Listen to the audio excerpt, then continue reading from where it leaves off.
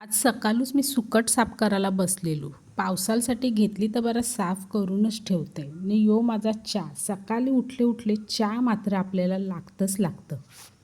आज नाश्त्याला काय नाही तर बरा माझी नावडती मॅगी बनवते. जाम दिवस खाल्ली नाही तर आज खाते. असो नावडती असली म्हणून कदातरी खावायला काय हरकत नाही. चला आज मॅगीच बनवते. नाहीतरी रोज रोज काय ते भाकरीनं सुकट खावायची. आज बरा काहीतरी वेगळा खाऊनशी बघते. सध्याच्या सीझनचा माझा सगळ्यात आवडता भाग ह्यो आहे का सकाळी एक आंबा खावाचा, दुपारी एक आंबा खावाचा, न संध्याकाळी एक न रात्री एक. याच माझा चालला आहे. काय घरचा आंबा हात मग कशाला टेन्शन घेवायचा, रास आंबं खावाचं. अर्धा आंबं विकूनशी अर्धा आंबं वाटूनशी न आमच्यासाठी अजून उरलं. मग काय आता घे बस खा बस.